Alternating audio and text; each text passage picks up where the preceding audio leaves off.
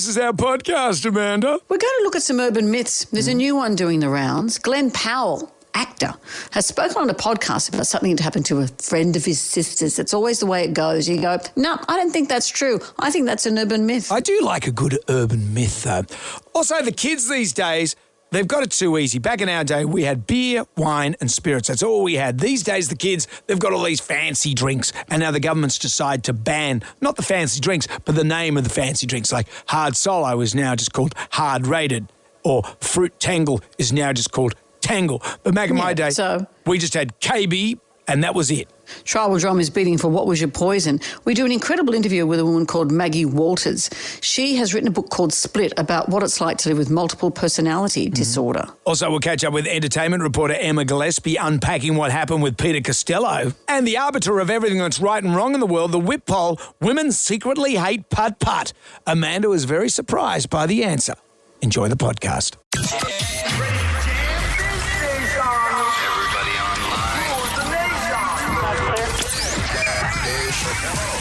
Right now, by the miracle of recording, we had so many requests for them to do it again. Mistress Amanda. Miss Keller. Amanda. Doesn't work alone. Wow, this is fantastic. Her friend is in a back room making the tools of the trade. I've heard them describe him as a drunken idiot. Sorry, I've been drinking beer. The legendary pirate Jonesy and Amanda the actress. Hello, Wiggles. Congratulations, Mandy. We're on the radio right now. What is it you can't face? Jonesy and Amanda, you're doing a great job. You have no empathy for anyone but yourself, you giant tool. Now's the time to hear good radio. Sorry, a bit of a tongue twist there. But you're an idiot. Jonesy and Amanda are here. It's showtime, a-holes. We're on the air.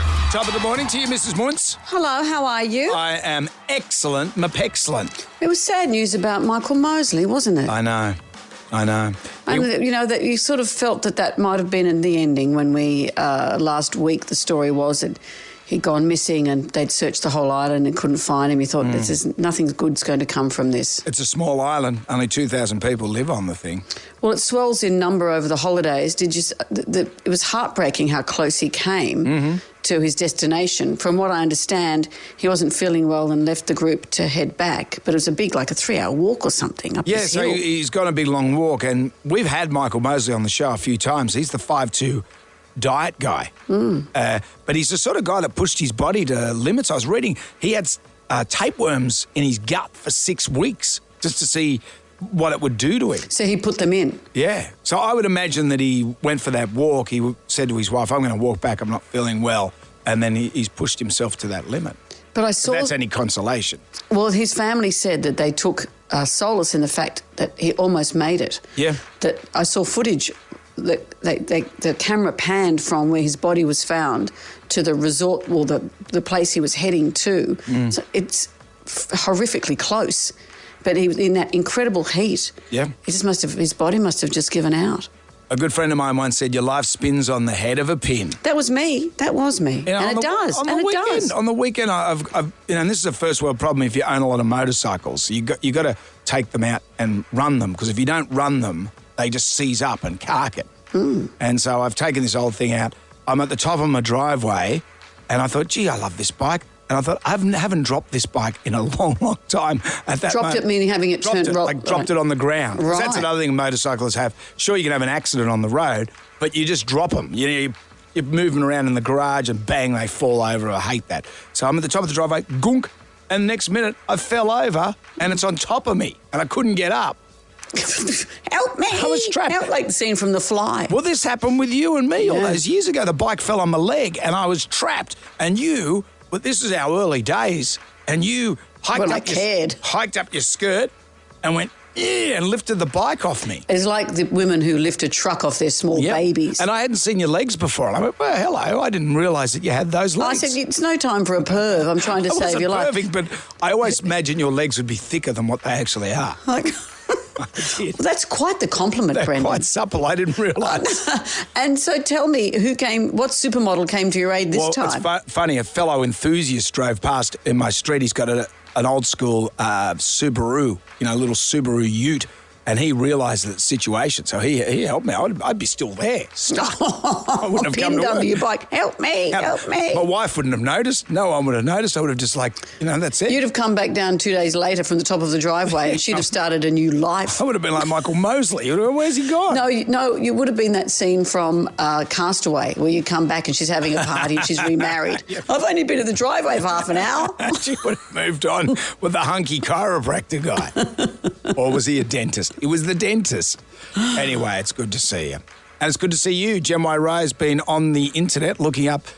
Tell Amanda what you've just been looking up. Oh, yeah. I was looking up nightgowns. He wants to buy a nightgown. Yeah, I just was asking. I was curious. What? Are you joking? No, because I need some new pyjamas. And a nightgown, a nighties. Just don't do it. He's not wearing a nightie. No, that's what a nightgown is. But are you supposed to be naked underneath? I don't get it. Yeah. But what happens is during the night you roll around and you just get trapped inside the clothing. It all ends up around your neck or all scrunched and it's like being a silkworm. It's horrible. Wee Willy Winky had That's what I was going to say. You're being wee willy winky. So no, nothing underneath. Everyone will see your winky, mate. Yeah. Anyway. So that's a no to nightgowns. No, I would think just so. Stick to your Mr. Men pyjamas that you wear, that Mum puts under your pillow every night. Okay. Action-packed show today. Instagram makes its return, and we can't do anything till we do the Magnificent Seven. Here's question 1. Louis Theroux is famous for making what kind of films? Jam Nation. We are into the Magnificent Seven. There are 7 questions. Can you go all the way and answer all 7 questions correctly? If you do that, Amanda will say... Let me ask you a question. You know how you said the bike fell on you? Mm. Were you hungover? Yeah, and a raging hangover. And were you possibly then over the limit? No, I wasn't over the limit. Don't start with that. I was just, Don't start. I was a raging hangover. And then it got worse. Do you know how the day got worse? I went to the motorbike shop because now I had to order a new brake lever for the broken bike. And I got there and the guy behind the counter, Phil, was a lovely fella. He says, "Oh, mate, last time you were here, I got into trouble because I gave you those jeans, motorbike jeans at a discount." And I went, "Oh, why did you get into trouble?" And he goes, "I wrote on the receipt, celebrity discount." And then his manager came down and said, What's this celebrity discount? And he said, "I go, for Jonesy." And he goes, "I've never heard of him." Oh. So then I'm hearing this story back. In the shop? In the shop. He's telling you that the boss has never heard of him. Yeah, the people and listening? I'm just going, and there's a whole tribe of people around. And they go, "I agree with the boss. I've never heard of him. What do you do, mate? Who are you?" "I'd like a celebrity discount," they say. So, I've got 4 followers. That was my life yesterday. Sounds like you deserved it, Brendan. Ian's in Bradbury. Hello, Ian. Good morning, how are you? Very well, thank you. Josie. Ian, question you've heard 1 of me, for haven't you, Ian? Sorry? You've heard of me? Yeah, just slowly. Yeah. The world famous Josie. Thank you, Ian. No, that's Alan. If you can take that down to the manager at that motorbike shop. Louis Theroux is famous for making what kind of films? Documentaries. Yeah, documentaries. True or false? We don't actually know why testicles are on the outside of the body. False. Oh, yeah. Eddie's in Hitchinbrook. Hi, Eddie. Hi. Eddie. Hi. If you've been listening, you'll know the answer to this. True or false? We don't actually know why testicles are outside the body. Eddie? Eddie? Sorry? You're on the radio, Eddie. Pay attention. Oh, yeah, yes, they are. Yeah. No, the question is, true or false? We don't, true. Yes, it's like you saying, yes, testicles are on the outside of the body. We do know that, Eddie. Amanda, you have a theory why? Interesting, because we always thought that they were outside the body due to heat, etc. Yep. But many animals, like elephants and birds, have testicles inside the body and have a higher internal temperature. So that's been discounted now. Actually, so we're back to square one. Why are they on the outside? So men can play with them, I think. I've never seen an elephant, with the big, because you would imagine there would be a big old. Oh, because it's actual. Yeah. Its actual meat is massive, but we don't see the potatoes. Well, you don't see the penis on the elephant, do you? No, yes, you do. When do you see the penis on the elephant? Are you joking? Get Ryan to Google it. I don't want to Google it. There's a lot of imagery of their massive fifth leg. Oh, okay. I just haven't looked at it. Are you joking? No, I've never noticed. When you're around the elephants. But when you go to the farm. Once you've seen it, you'll never forget. Oh, good. Oh, my God. It's dragging on the ground. Yeah, absolutely. Oh, let's move on. That'd chafe. Let's move on. I wonder if a Baba had problems. Every time he walked into a bar. Well, Baba. And he used to wear clothes. Yeah. Gee, he had to have a special kind of tailor. How would his tailor go? Which side do you dress to, Baba? He'd have a full Prince Albert. All right, Eddie, let's play the not-so-secret sound. Duh. Let's just check. You with us, Eddie? Yep. Okay, here we go. What is this sound?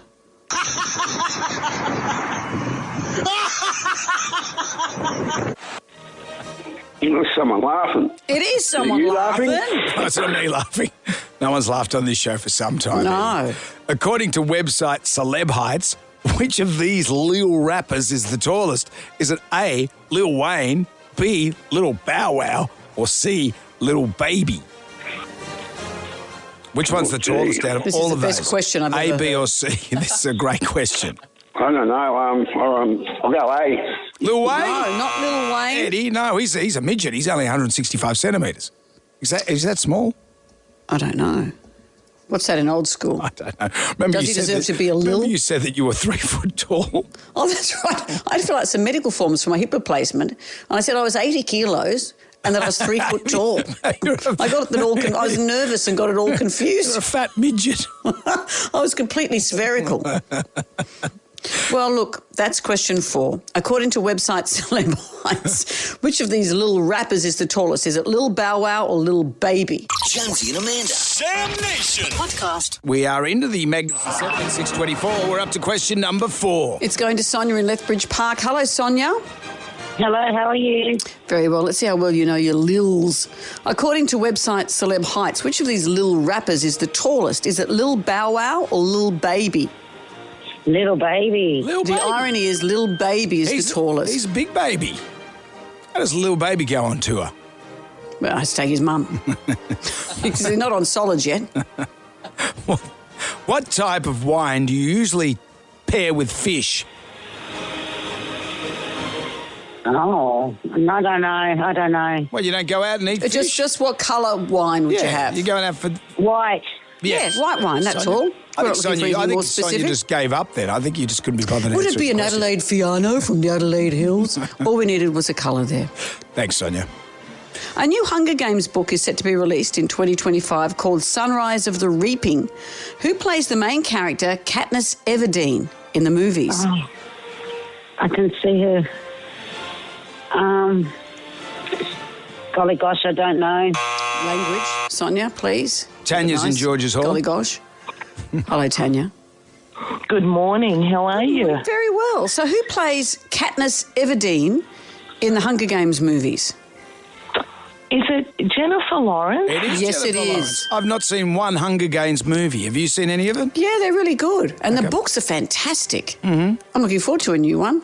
Okay, well, I'll have to watch. Actually, you're going on holidays. Why don't you read them? Why don't you read them? I'll read that. They're great holiday reads. I'll read all the Harry Potter and everything else. Yeah, do it. No, I couldn't do that. Sydney Swans played the Geelong Cats over the weekend. Who won? Oh, was it the Swans? Chee-chee, the red and the white. It was, Tanya. They did really well. Congratulations, you won the Jam Pack, Tanya. It's all coming your way. $150 voucher to Oliver Brown, the ultimate dessert destination. A family pass to the Sydney Tower Eye.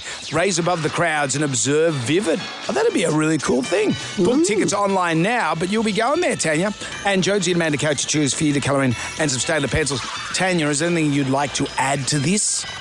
My son is going to be very happy with the Oliver Brown voucher. Thank you very much. Very nice. Aren't Thank you you, good, Tanya. Jonesy and Amanda. Jam Nation. Podcast. All right, let's get started. Brace yourselves. Come on, baby. Bring it home. Thumbing through our Jalmanac, our Big Book of Musical Facts. On this day in 1980, Adam and the Ants released their hit And Music. Man released their hit. And the many follow-ups. They had a few. They had Stand and Deliver. And what was the other one? Yeah, it's all pretty much the same Don't song. drink, don't smoke. So they had 3 songs. What year did you say? 1980. Wow. Was that in your wheelhouse? Yeah, it was very much so. When you hear 1980, you think, oh, that was 20 years ago. No. No. That's 44 years ago. Goodness me. Yeah, I was around before the invention of my wheelhouse. You were Sans wheelhouse. You're exposed to the elements. I had a Flintstones wheelhouse. You know, it's a good thing for Adam and the Ants, and they chose ants because that's featured quite regularly in the franchise, the Marvel movie Ant-Man franchise. Yeah, well, what other song are they going to use for ant movies and stuff? There was another song about an ant, wasn't there? Something about, the rubber tree plant or something. Yeah. High Hopes. One of the catchy tunes. That was from the 1920s. So that was just after your wheelhouse was constructed, was it? Pretty much. What are you, Highlander? Anyway, I think if anything, let's put it on. Not High Hopes, but ant music. Jam Nation. The actor Glenn Powell, he played, who was his role in Maverick? Oh, yeah. Hangman. He Hangman? He played Hangman. Smirky face, as you say very before. Very smirky. And recently, in the hit movie Anyone But You with Sydney Sweeney, was filmed here in Australia. Well, he recently has been... Can I just say, she is a smoking hot woman. That's Sydney Sweeney. No, I'm just saying it. It's an in case no one noticed. I'm just... All right, can we move on with this part of the story? Sure. So he was telling a story on a podcast with influencer Jake Shane. Not Shane Jacobson, Jake Shane. And, look, I'll let you have a listen to this creepy story he told. Want to hear a crazy story? Yes, please. My little sister was friends with a girl who went on a date with a guy. The guy's super charming, and they have a great night. And, she goes back to his apartment that night, and he's like, hey, can I give you a massage? And then as she got back to his apartment, she just started getting, weird vibes. She's like, something feels off. And he's like, can I give you a massage? And she's like, sure. So she starts massaging her shoulders. She's kind of just feeling everything's just feeling odd. And she's like, I got to get out of here. And he gets a little weird, no, please don't leave. Sorry, weird, whatever it is. She leaves. She goes, her skin starts itching like crazy the next day. She goes to the doctor the next day, and he does a test on her skin.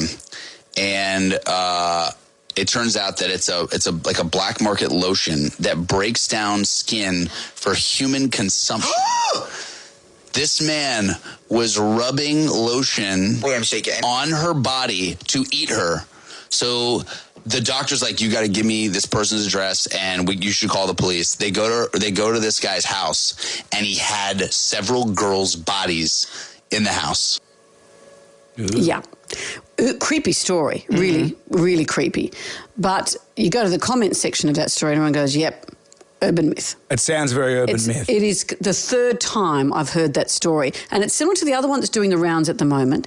The latest one I've been hearing, and a few people have said that it's happened to someone they knew, obviously, is that someone has had a date or a sexual contact with somebody, and then they, once again, get a bit of a rash. They go to the doctor, and the doctor says, who have you been in contact with? Because you have some kind of skin condition that you only get if you've been in contact with dead bodies. Oh. And so they trace the person that they've been with, who, yes, same ending to the story, is a serial killer, and find them with all these bodies. Yeah. You hear them a lot. It's like that one... I hear a fair bit. It's about the girl and the dog and the peanut butter and the family all come into happy the room. Birthday. And it was like a happy birthday thing. There was a surprise party. Yeah. She comes home. She thinks she's by herself. Yes, and puts peanut butter on. Lathers up and the dog. And then, surprise. Yeah. Miguel tells this story. Right. He claims that it was on a Spanish TV show called... I think Que Sorpresa, which means surprise, surprise.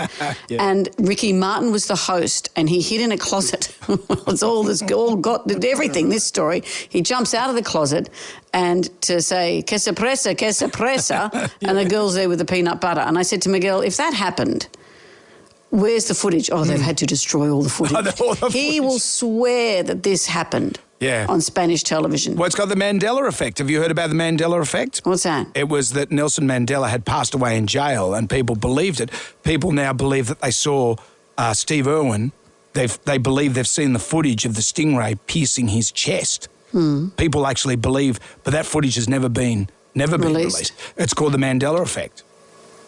Intriguing. Well, remember all those urban myths that even the one that we fell for when we had Bryan Adams on the show. no dead bodies and no serial killers. But we said to him that we'd heard about the girl who, for her wedding, had requested the song as she came down the aisle, the theme to Robin Hood. Yeah. Thinking she was going to get his theme song, anything I do it for you. Is that how the song goes? Yep. Instead, she's walking down the aisle and they play... Like what is they play? Robin Hood, running through the glen. Robin Hood with his band of men. And so that's what they played as she came down the aisle. And we told him that story and he just cut us off saying, "Nope, urban myth, move on." So what do you do? He was quite rude. That begs the question. You hear someone about to launch into an urban myth. Yeah. I do. I wreck it for them. I say, yeah, urban myth. Yeah. What do you do? Do you do the same? No, I smile politely and just let them have their say.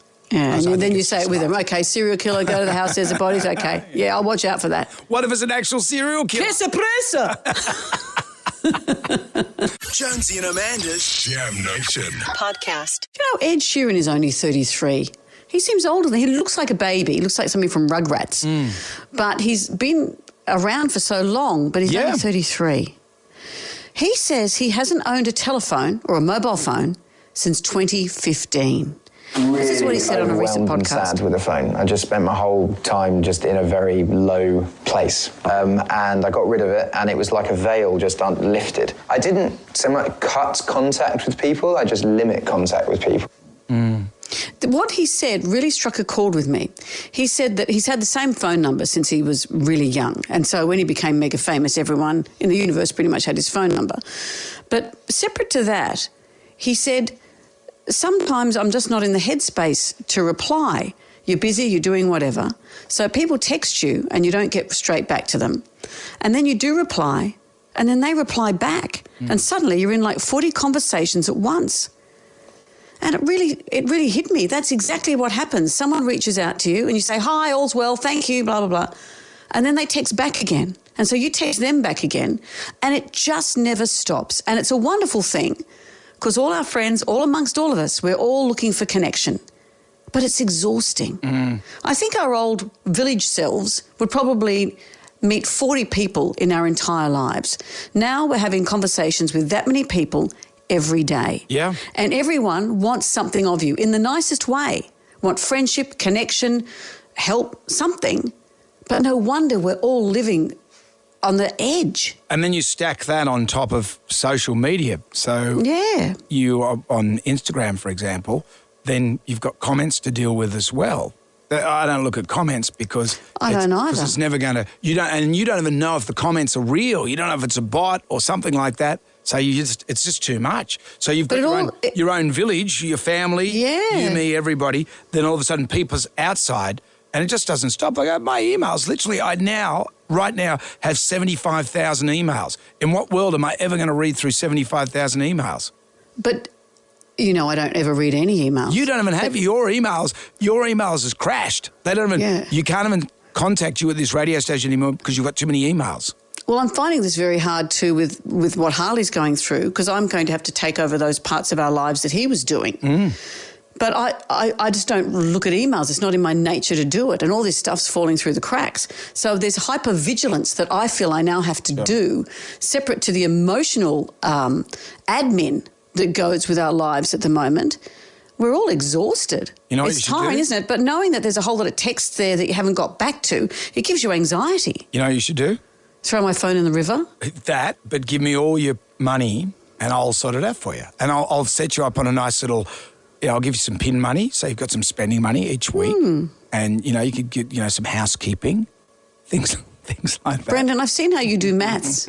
I think you and I would both jump into the river together. Yeah, but one of us would have a jet ski. I know, that's right. No, you'd think you would, and you'd end up with something quite different because you're just as bad as I am. It's a snowmobile. But I've got a friend, though, who says, let's not say thanks on the end of our text. Thanks are implied. And so to all the groups, she says, thanks implied. Don't text back saying thanks. Just do a Let's thumbs just up. cut out one bit. Not even a thumbs up. Oh, no? Not even a thumbs up. You don't have to keep the conversation going. Yep. Or I'm stopping mine with you right now. Throw your phone in the river. Jam Nation. We're just in a grab right now. Who wants some free money. Instant. Coin. Cash. Moolah. I like the sound of that. Jonesy and Amanda's Yippee-ki-yay, 10 questions, 60 seconds on the clock. You can pass if you don't know an answer. We'll come back to that question if time permits. You get all the questions right. $1,000. $1,000. You can turn it into $2,000 by answering a bonus question, but it's double or nothing. Kimberly's in Sutherland. Hi, Kimberly. Good morning. Hello. How are you both? We are well. Kimberly, let's see what we can do for you. 10 questions, 60 seconds. If you're not sure, say pass, because we usually have time to come back, okay? Okay. All right, Kimberly, good luck because here we go. Question number 1. What's the capital of Australia? Canberra.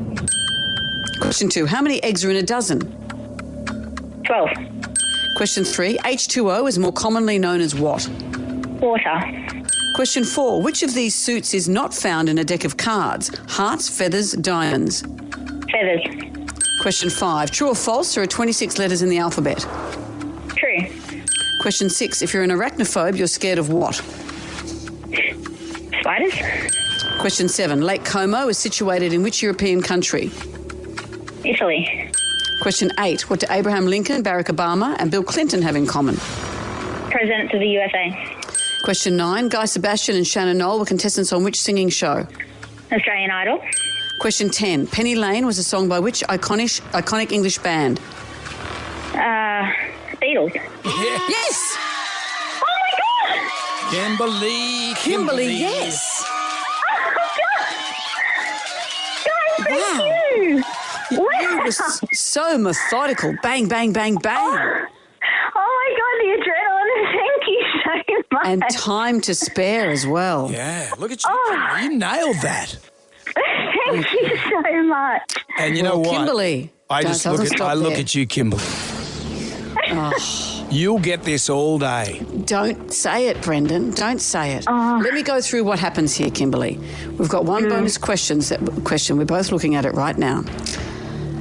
You can turn your $1,000 into $2,000 by answering this question correctly. If you get it wrong, that's it, I'm afraid. It's double or nothing. Yeah. Amanda's being the harbinger of doom because you're not going to get this wrong, Kimberly. Don't assume. You know, break out the tempting pants, Ryan. There you go, Kimberly. Look at that. Just imagine, I want you to visualise me in the pants, $2,000 shoved in the back. It's all coins.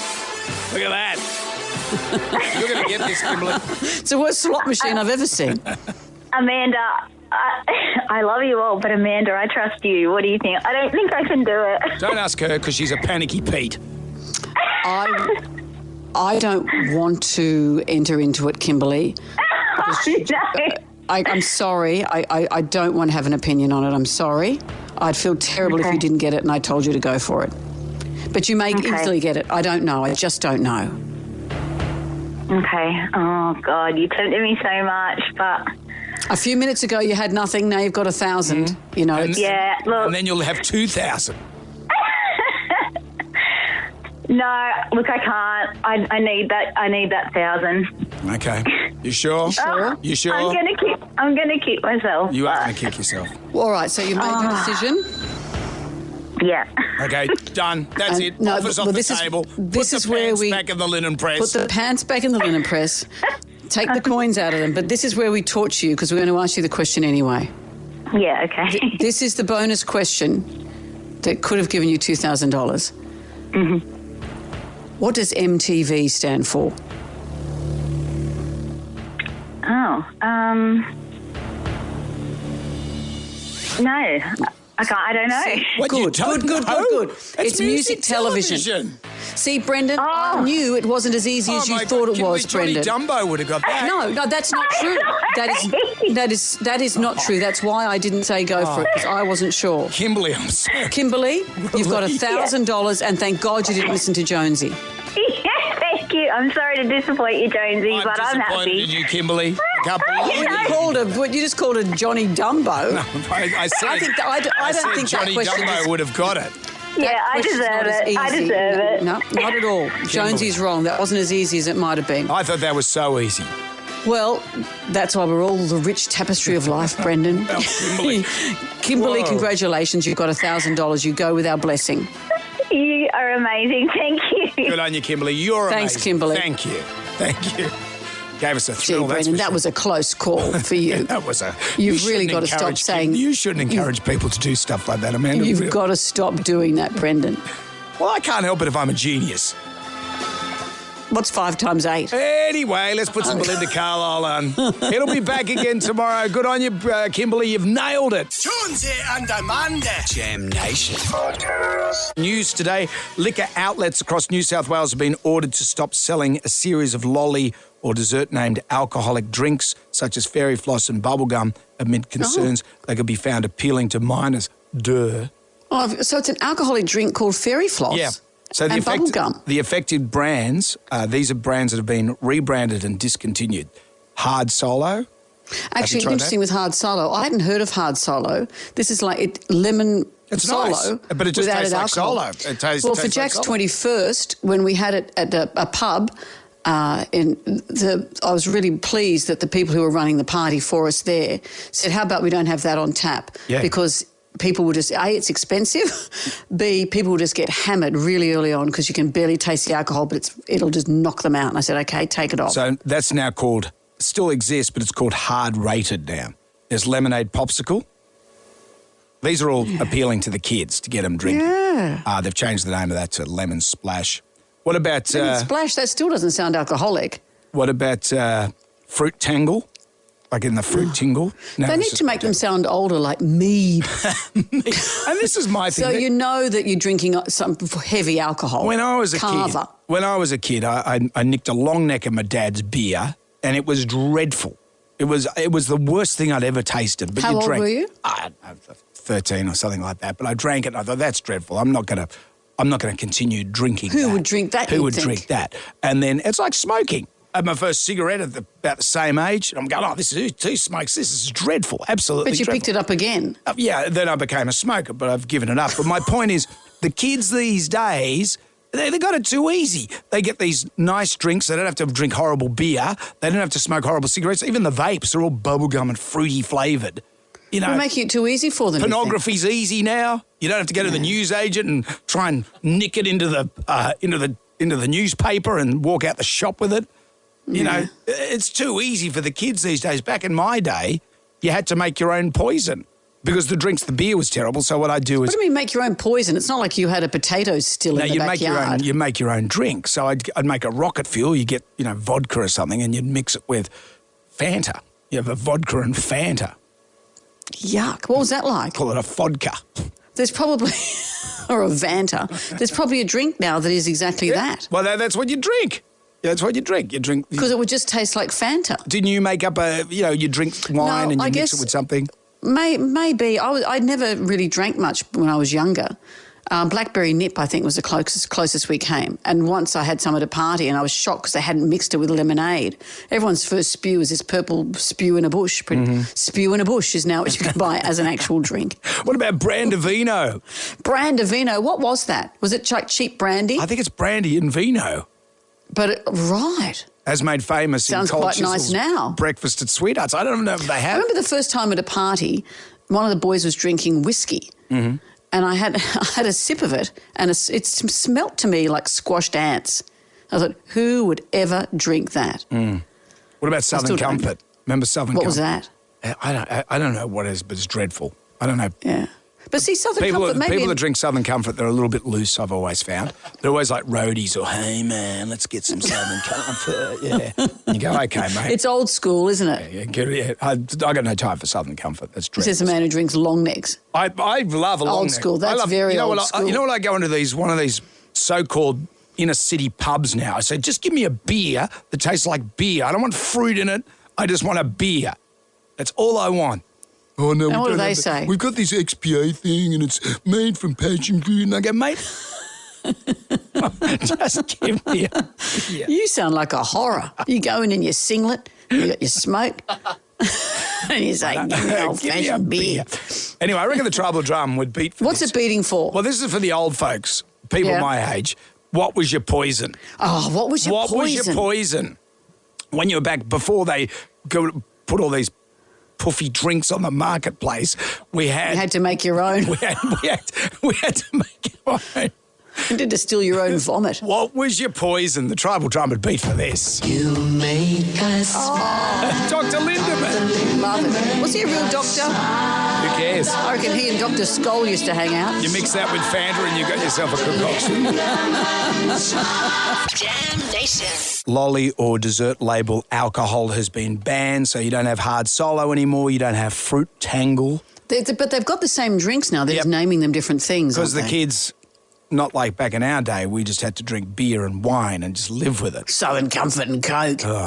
What was your poison? The drink you made that you made alcohol more palatable, I guess. The tribal drama's beating for this. You make us smile. Do you remember the first time you drank wine? Make us smile. I think so. And I was, just all alcohol tasted terrible. Yeah. And then you get used to it. And then Gen Y Rise generation here, they get watermelon breezes. Oh, and he's Cocoa Pops with alcohol in it. Cruises. Thank you. Sorry, mate, I didn't want to shame you for drinking cruises. Kate has joined us. Hi, Kate. What was your poison? What did you do? Oh, Jonesy and Amanda, I still remember it to this day. I had no concept that one serve of alcohol was not the same as one bottle of alcohol. So, I thought you had a stubby of beer or, in my case, a hip flask of vodka, which I just opened that baby up and drunk it down. The whole hip flask, one go. No mixing. Wow. I know, and could have possibly been underage. We won't go there. Sure. And I ended up, the life of the party for the first half an hour, and things took a dive pretty quickly after that. I actually ended up in hospital with possibly a stomach pump, but who can remember the details? Wow. That's the thing. It's 375 mils of hard liquor. And no one, in our naivety, no one told you had to mix that. And also, Kate, it would have stopped you, it would have made you think again about drinking, wouldn't it? I did not, you're right. You know what? I did not have another drink until my 21st. There you go. Yeah. See, and that's, the kids these days. Yeah, we make it too easy. Too right, easy. Brendan. Jonesy and Amanda. Jam Nation. Podcast. We are back, baby. Here we go. This is it. And step on the gas. Hello there. Lolly or dessert labels for alcohol have been banned. So where we had hard solo, it's now called hard rated. Fruit tangle is called tangle. Creamy soda is just called creamy. But they still sound fun. It's not that hardcore stuff that, I guess we had Blue Nun. That sounded fun. Cold Duck. When I was a Black kid, Tower. We just had KB. And we used to think it was kids bitter or kids beer. Oh. And that was it. We had KB and the aforementioned wines. But they weren't lolly flavoured, which I think is where the problem is. And alcohol largely and cigarettes were terrible. They tasted terrible. Your first cigarette was dreadful. I thought it was the worst thing I'd ever had it. Then lo and behold, I became a smoker. I was persistent. You pushed through. Teacher and when did you lose your virginity? The tribal drama's beating. What was your poison? The drink used to make alcohol more palatable. At least with Dr. Lindemann's, there was a doctor in charge. Exactly. Annie has joined us. Hi, Annie. Hey, hello. Good morning. What was your poison? Annie.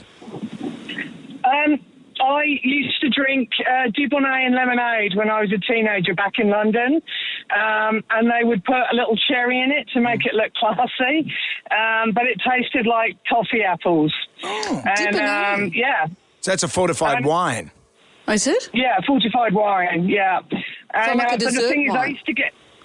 Yeah, very much like that, but it tasted just like toffee apples, super sweet, so you just drink loads of them. It was dangerous, but I would, in that age, when I was about 16, I used to get migraines and I would just faint, so they got a better reputation than they should have got because they looked a lot stronger because I would walk into a bar, have a sip of one and sometimes have a migraine and just faint and have to get carried out, so it was pretty embarrassing really. Thank God I grew out of them, but yeah, it wasn't a classy look. Wow. Annie, passing out of the bar for a sip. A guy I went to uni with, if he had to pull an all-nighter to do an assignment, he would drink cough medicine because that tastes that's almost like that toffee apple, the kind of the old Bronchicon. Yeah. Andrew's with us. Hi, Andrew. Good morning. What You'll like this one, Jones. It's a double whopper. So the next door neighbour, I grew up out in the bush. The next door neighbour done his home brew in the shed, and we used to go and sneak. Me and the boys would go and knock it off. So we're probably drinking it before it was even beer. Right. We'd take it down to the river, but to entertain ourselves. Back in the old days, I don't know if they still do it, to get news agents and whatnot to get refunds, they'd cut the front of the magazines and newspapers off and send them back.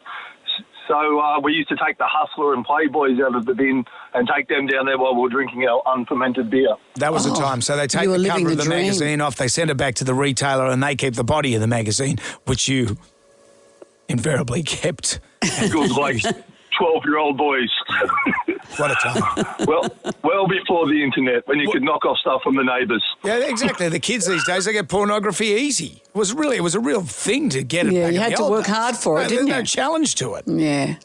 Thank you, Andrew. And that's what our subject will be for tomorrow. Where'd you get your porn from?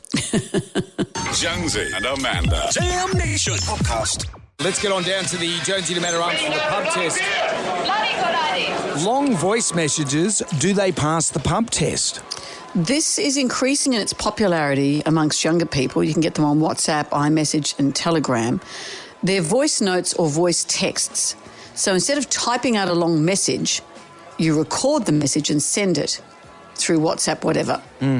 And a lot of people are saying it's easier because rather than doing the long texting, you just express yourself and you say, here's what I'm thinking, et cetera, et cetera. For the person sending it, great. For the person receiving it, I think it's really hard because a text you can look at in your own time. You can be in the middle of a meeting or whatever and you can look down and see a text, or you can be in a room and read a text.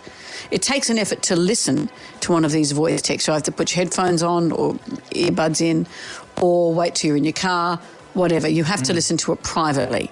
So it's better, it's fun or easier for people to do it, but not to be on the receiving end. But more and more people are sending these voice messages. We spoke before about how Ed Sheeran said he hasn't had a phone for a number of years because he was just overwhelmed with the number of people trying to get in touch with him and leave him these ongoing messages.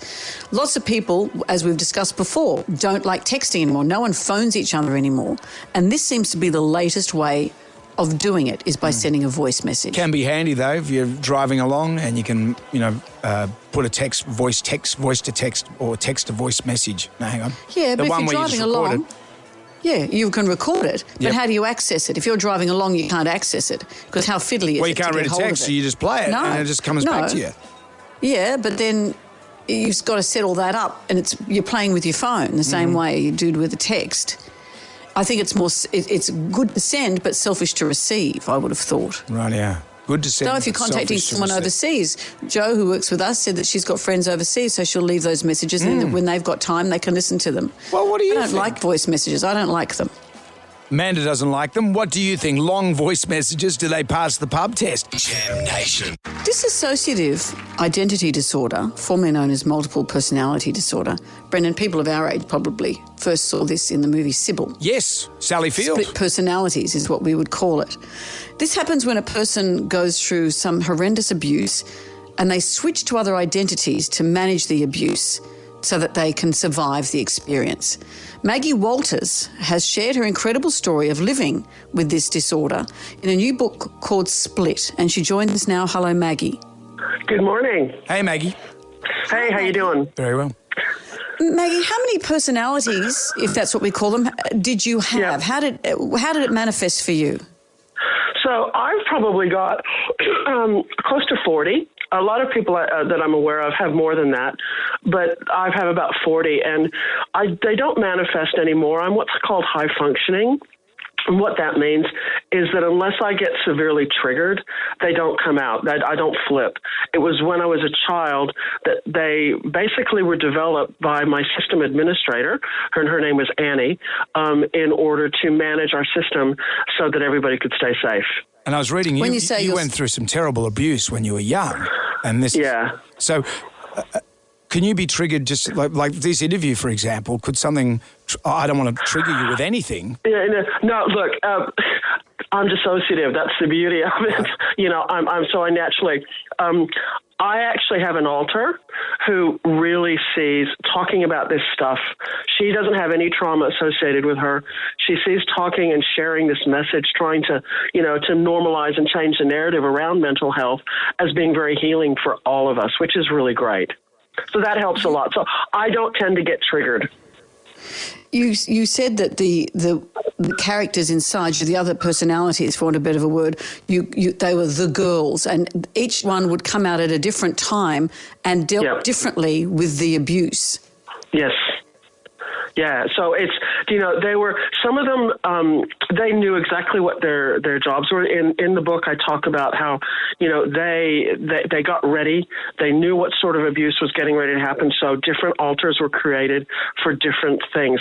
And a lot of them have stayed children and very small, so they're kind of stuck in a loop where the abuse is all they know and it's all they're aware of. Even while it's not happening, that's their whole world and that's all they can think about.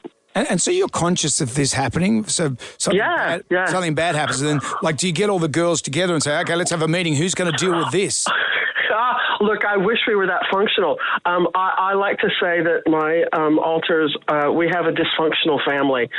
Some of them I get along with, some of them I don't. They often are happy to tell me when I am not dealing with the world in the way that they would like for me to deal with it. Some of them are not really happy about me trying to increase the visibility of complex mental trauma and trying to, change the way the world sees it. And it's causing me a few internal problems. We're just a dysfunctional, normal family. And when we do talk, I try to negotiate with them. Sometimes it's successful, sometimes it's not. Is it exhausting, Maggie? It sounds exhausting. Oh, yeah. Tell me about it. I have friends who go, oh, man, I'm neurotypical and I just have my own voice speaking to me in my head and it drives me crazy. And when I've got 30 or 40 that are constantly telling me their perspective on my life, it's chaotic and can drive me crazy at times. And could you take drugs to fix this? Is there a drug thing? No, drugs are not a part of this, and that's probably one of the biggest misconceptions around this, is that, and why it's misdiagnosed, is someone will come in and say they hear voices, so they're automatically diagnosed as schizophrenic, bipolar, something like that, and they think drugs are going to fix it. You can't do any drugs that are going to change this, because this is not a biological issue. This is a trauma issue, and the only way to resolve it and to bring peace to the system in any sort of fashion is therapy and talking. So how old were you when you pieced all this together? I actually went away. When I was 3, my family was immigrating from England to America, and I got hit, and I went away. So our whole childhood, I was not around. I didn't really come back until in my late 20s. And my primary alter, Annie, she knew straight away that she was an alter and that she had to start wrestling with things and start creating girls to deal with some of the abuse that happened once we moved to the States. She had to wrestle with all that. At a point, she left home, she started forgetting about the abuse. And it was that when everything started to calm down a little bit and the girls felt safer, that we're actually able to see a therapist who helped us start walking through understanding what it meant to be multiple. Wow. It's great that you've managed to pick this apart, though, that you've actually, and this gives us a way to move forward with dealing with people with mental health issues. Well, and that's my whole goal at the end of the day is, some people said you have let people so inside such intimate events in your life. And I'm like, the more I am transparent about who I am, the more you guys are going to go, you know what, you're just somebody like someone else, and let's show you a bit of love and kindness and move on. Oh, Maggie, amazing. Very good. Thank you. And I guess you'd never be lonely. You'd never get lonely, would you? No, never. That's a really good insight. Yeah, that's good. So it's a good thing. Upside. If you want to read Split, head to MaggieWalters.com. Maggie, thank you for joining us. Yes, now can I just say really quickly that I am doing a Sydney launch at Better Red Than Dead on Thursday night. Yep. Please come down and enjoy a talk with me. Okay. Oh, it would be amazing. You've been fabulous. Thank you, Maggie. Say hi to the girls Thanks for a us. lot. I will. Thank you. Thank you, Maggie. Fascinating. Jonesy and Amanda. Jam Nation. I want you to get up right now. I feel like I'm taking crazy pills. Go to your windows, open them, and stick your head out and yell, I'm as mad as hell. I'm not going to take this anymore. Bring out the bloody beer. Down to the Jonesy and Amanda Arms for the pub test today. Long voice messages, do they pass the pub test? These are growing in popularity. What happens is you leave a voice message and send it through WhatsApp, or you can send it through some other iMessage, Telegram. And instead of sending a long text, you send a message, which is convenient if you're the person sending it. If you're the person receiving it, where do you find a place to listen to this? Because it's not as easy as reading a text. You have to put headphones in. You have to find a private place to have a listen. I don't like them. A lot of people do. How do you feel? The long voice message to pass the pub test? No way. I'd much rather someone say short and sweet, ring them back and talk to them personally. So, no, it doesn't pass the pub test. Yes, I like messages. I like to hear someone's voice, and you can hear expressions, you can hear emotions and stuff, whereas a text message is a little bit harsh. Oh, absolutely not. I agree with Amanda, what she said. It's the person receiving them. Time is an essence. I just want to know yay or nay. I don't need to know their whole life history in a long text. It definitely does pass the pub test. My mum is 86 and she has low vision. And when I taught her how to send a voice text, it changed her life. She loves them. Oh, gee, I'm not telling my mum that. Thank you for all your calls. Jonesy and Amanda. Jam Nation. Podcast. The King's birthday honour list was out, and Hamish OAMs? Blake, he got one for services to broadcasting, which is good. The kid does all right. Mm-hmm. You've received one in the past. Yeah, a number of years ago. I'm very proud to have one. When do you wear it? You should wear it all the time. I know some people do. Like every time you see Richard Wilkins, he's always got it on. Always got it on. He's got that big award energy going on. If I'm at hosting a charity event or something like that, I will always wear it, but not just in my normal life going down to the shops. I would. If I won one, I'd be like Idi Amin. I'd have that thing everywhere. I think that's why dictators get into it. Yeah, you say, have you got anything bigger? I would like something bigger. You'd look like Mr. T. I'd end up getting one that my mum gave me, though. Oh, you're my favourite son. And that would be... You wouldn't even get that. She's got to. She would too. You're not even a favourite son. There's a lot of conjecture about Dan Andrews. Yes, well, Dictator his Dan, award, or Lockdown Dan, as he's known, the former his Victorian award Premier. was for services, I think, to health. Mm-hmm. So it is a pandemic-related award, which has fired up the Victorians because they had, I think, the world's biggest lockdown. Yep. So many premiers have received this award. Some are saying that's outrageous because it's in their remit. That's their whole nature of their job, is to do public service. But particularly to have it for health means that people are having comments about how they felt he'd handled the COVID situation and how they felt about the lockdown. Lots of people are unhappy. Well, it was different to what we had in New South Wales, wasn't it? No, we had two lockdowns, very long lockdowns. In Victoria, for example, there was one case that broke out in Sunshine, which is a fair whack from the city, and then he put the whole state into lockdown. So all of the CBD, because of one case over in Sunshine, I think in hindsight, which is the beauty of these things, you would think when the next pandemic comes around in 100 years' time from now, the people say, well, okay, let's keep the city going. One case in Sunshine doesn't mean it's going to spread. But, I was talking about this on the weekend with a friend about we forget those early cases of COVID. It's very easy to look back and say how we all responded. Yeah. I think Scott Morrison did exactly the right thing. I think we responded as we had to. But remember how hard COVID was before people were vaccinated. Jack was one of the first people I knew to have it. He got so sick. Before vaccination, this was a terrifying thing. But as I said... And it's very easy now to look back and judge how we did it. But that's the gift of hindsight. And if you don't learn from history, if you don't learn your mistakes from history, you're doomed to repeat them. But more and more often, we have short memories. No one looks at history anymore and says, okay, 100 years ago when the first pandemic came through, the Spanish flu, when they came up with a vaccine, it took 5 years for them to come up for a vaccine because we weren't as medically advanced. And then families were lining up with syringes, like they were sharing a syringe per family because they didn't have enough back then. You didn't have so many people questioning everything. But away from that, Dan Andrews did his own race in Victoria. So Martin King, who from ACA, you might be familiar with Martin. Speaking of races. He goes to the Melbourne Cup and talks to drunken ladies that are been fully served. And flirt with him. And gets their opinion. He went out to the streets of Melbourne. He's stolen our material, actually. He's taken the pub test. Actually, he called it the footy test. You can have your pub test, you can have your water cooler test, but I reckon we should have the footy test. And as we know, everyone at the footy has an opinion. So you be the umpire. I think you should throw in the river. I think he did help COVID from not spreading, but the lockdown was just ridiculous. What do you think? Put him in the bin. No good. What? No good. Dan Andrews. Nah. What's that? No, we don't like him. We don't want him around anymore. What would you say to Daniel Andrews? Give it back. Give it back, but get lost. Are we being a bit unkind to the man? No, I don't like him. I was really upset and I felt really insulted, so much so that I wrote to King Charles. Wow. He doesn't have enough on his plate. I do like that. Give it back, get lost. Give it back, but get lost. How does that even happen?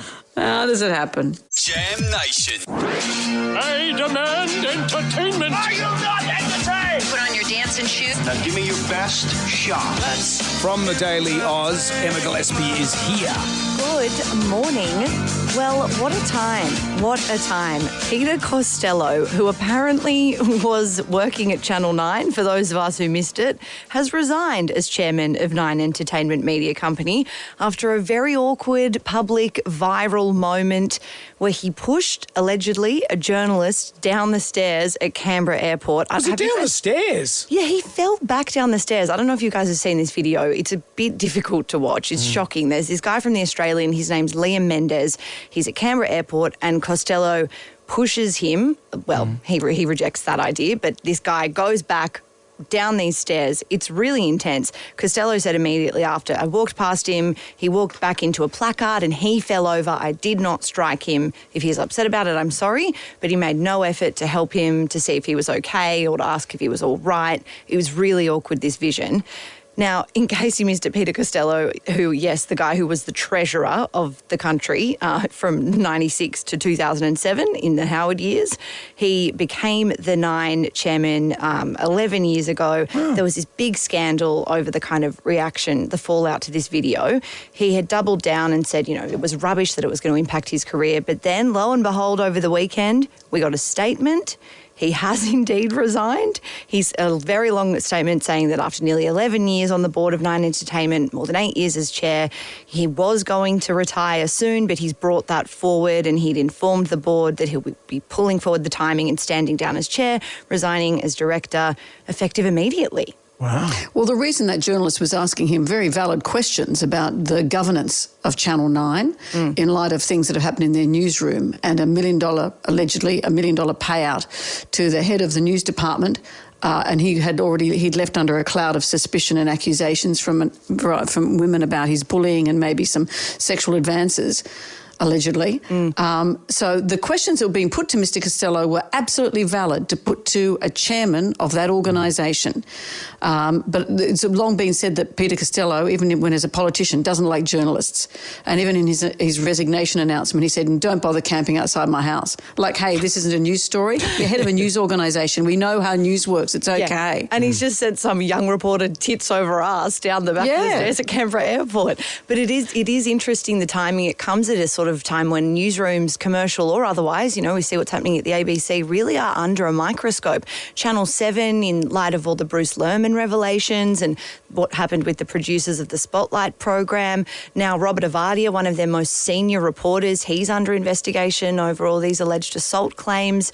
The ABC dealing with the fallout from the Antoinette Lattouf stuff. You know, it's a really interesting time in these big newsrooms. And the Laura Tingle stuff. She said, not in her ABC capacity, but at a writer's function, she said Australia was a racist country. And she's been vilified because as someone from the ABC, she's not allowed, apparently, to have an opinion. Yeah, but I don't agree with her. But whether or not you agree with her, I think is a separate issue to whether or not she deserves to be effectively cancelled for sharing an opinion. Well, we in are a public free forum. country. You can, we are a free country. Yeah, and it's But apparently as an ABC personality, a news person, not allowed to have an opinion even when she's not in her capacity as a newsreader or as a commentator. That's But difficult. is it a lucrative, with Peter Costello's position on the board, is that lucrative? Like, is that, he would have wanted to hold on to that? How much do you get a year for being on a chair I'm sure board he like was that? making an eye-watering amount of money, and it would be lucrative for him to stick around a little bit longer, but I'm sure there would have been some kind of an arrangement, a deal. He won't be walking away empty-handed or out of pocket, you would think. I should be on a board. I think that'd be a good gig because what do you do? Like, really, what do these guys Well, do? see, this is the thing. They're supposed to be in charge of the governance, and Well, they that's don't seem to when do anything. they haven't been. No, that's right. They haven't been, and that's why all those questions that were being put to him were extremely valid. I think they're good at delegating, passing the buck, wearing nice suits. I can do that. I think you could too. Eating little sandwiches at meetings. Yeah, Put I that can on do your that. LinkedIn. I'm going straight down to Kelly Country after the show. Get a new suit. Get myself a suit, and that's what I'm going to do. Em, Perfect. thank you. Thank you. Check her out at the Daily Oz. Jonesy and Amanda. Jam Nation. Podcast. You're live on the air. Live and kicking. It's a great day to be alive. And away we go. I saw someone say something the other day, and I thought, this is what I've always thought. And I wonder if you agree with me, Brendan. This person said, women secretly hate mini putt-putt. I do. Yeah, I think so. I think women do it when you've got little kids and it fills in some time, or you do it maybe early on in your relationship and pretend you like it. Yep. But women secretly hate mini putt-putt. It's the domain of first dates. Yeah. The If you first go date I along- ever went on was mini putt-putt. Because you can compete as a man and a woman, and it's not overly, it's evenly matched. The woman can do well, the man can do well. Having said that, the very first date I ever went on, I started to beat this guy in mini putt-putt. Yeah. And so he said, I'll pretend I'm left-handed too. What? Because I was beating him. So you were beating him? What, so he So handicapped he played himself? with the other hand. He played with the other hand because he felt ashamed that I was beating him. So that even though I won, Yep. I took no pleasure in the game itself. I don't like mini Was it putt-putt. your elaborate putt-putt golf course? No. Because back in the old days, you just put a couple of little concrete barriers in and that was a big deal. But now you got to have like a windmill and Niagara the holy Falls. moly kind of stuff. You gotta And, have like a or is get it out like of The town. Simpsons? Abraham Lincoln's legs open and close and things go here and there. That's what you Do need. you like mini putt-putt? I love mini putt-putt, but I think... Does Helen? No. Because mini putt-putt was invented by a man. It's a man's game. And it's... Why? I don't know why. Tell me. I know why I don't. Because look at it. It's I got, just don't it's like got it. so much going on. Golf in itself is a man's game. No, a lot of women play golf. Of course a lot they of do. women Of play course they golf. do. Your But- mum plays golf. I know. But what I'm saying is the man invented it. Some Scottish guy invented it. And they go out and they play golf all day. And they get away with it. Golfers get away with a lot, I know, don't they? I was thinking that the other day. I was just walking on the beach and there's all these guys just fishing all day. All day. Just, from the ocean, fishing. And I'd walked for half an hour. I thought, I'm getting guilty. I better go home. Women have this thing where you constantly feel you have to multitask. Guys can be away for a whole day and that's okay. Maybe you should take But a mini fishing putt-putt. Maybe, but putt-putt, is it golf but on a smaller scale so you only have to be out for an hour? That's true. That's true. Maybe it's But something... people don't do it during the day. It's done as a novelty, isn't it? Yeah, a guy is not going, I see you, honey, I'm going off for some putt-putt golf. I'll be back I'm at joined 6. the club. I'm going to have a drink at the club afterwards. I'm back. I'm going to have a Fanta with the kids afterwards. No. I think this is something, you know what is the arbiter of what's right and wrong in the world? Me and what I think? The whip pole. It's a simple opinion. Do you agree? Women secretly hate mini putt-putt. I think I'm saying yes. I'm putting in the list. Women hate Subway, they hate Yum Cha, and they hate putt-putt. And I would put in there they don't like food courts. Okay, well, that's the...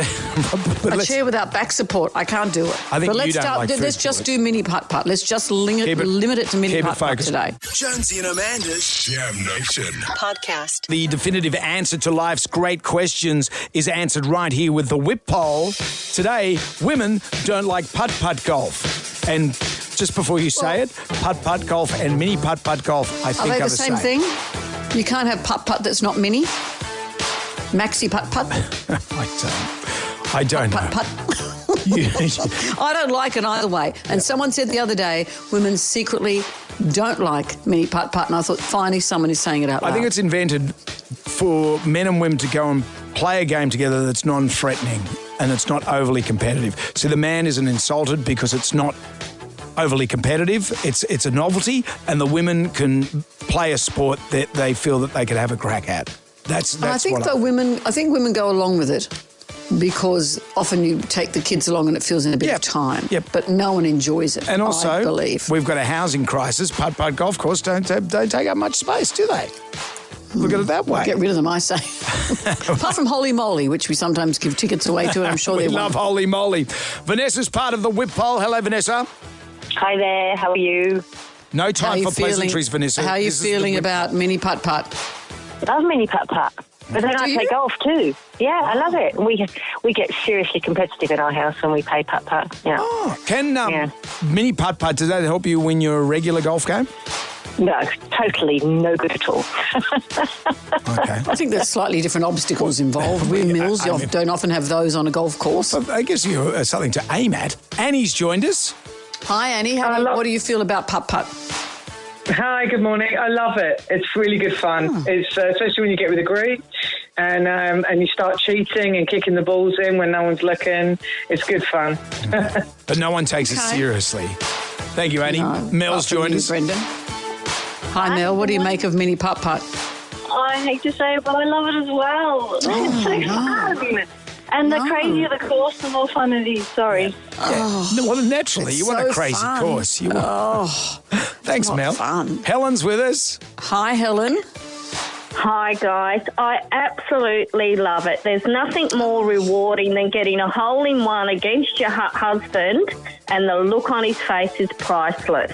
Absolutely enjoy it. Well, there you go, Amanda. I've been shown up to be incorrect. It is first the arbiter time of what's right and wrong. in my long life. Thank you for all your calls tomorrow. Subway, do women like it? I say no. Jam Nation. Everybody shout! Come on now, sing out! It's time for the goodies get together. $20,000 cash. That's what you can win from just having a whinge with us on Gets My Ghoulies. What have we got? Jonesy and Amanda, I'll tell you what gets my ghoulies. It's the trees, the shrubs and the bushes that are growing in front of all the big green signs on the side of the road that tell you how far you've got to go to wherever you're heading. It also covers the speed signs and the exit signs. So you just don't know where you're going because all the trees are in the way. That's what gets my ghoulies. Break out the trimmer. That's very true. Trim your bush. That is very true.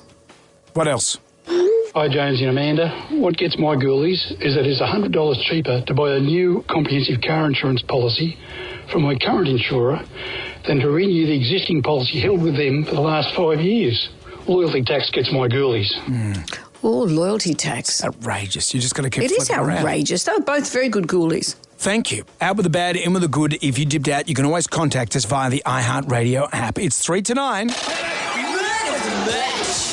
Our favourite caller, email or Facebook friend wins a $500 BP voucher plus 25,000 Qantas points.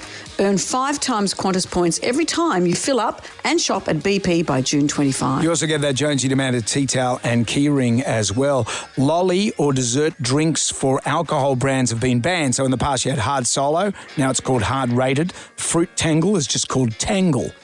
The tribal drum was beating, what was your poison? Because back in the day, we just had Mum's Chardonnay or Dad's KB, and we had to live with that. That was pretty much it. Here's Kate. Oh, such a nostalgic song, that one, isn't it? My favourite song. Here's Kate from East Hills, who kind of misunderstood the nature of a standard drink. I had no concept that one serve of alcohol was not the same as one bottle of alcohol. So, I thought you had a stubby of beer or, in my case, a hip flask of vodka, which opened that baby up and drunk it down. The whole hip flask, one go. And I ended up, the life of the party for the first half an hour. Yep. And things took a dive pretty quickly after that. I actually ended up in hospital with possibly a stomach pump. She's gone the full Elton John there. Hasn't she just? Righto, you two. That's enough. Well, Ugly Phil is up next with WSFM's Total Recall. We've got a new podcast. It's called Jonesy and Amanda's Cutting Room Floor, where we take the scrapings of the show that didn't quite make it onto the show today, and you can hear them then. What the world needs is another podcast. You can catch us from 6 tonight for Jam Nation. See you then. Good day to you. Well, thank God that's over. Goodbye. Goodbye. Wipe the tear, baby dear, from your eye. Catch Jonesy and Amanda's podcast on the iHeartRadio app or wherever you get your podcasts.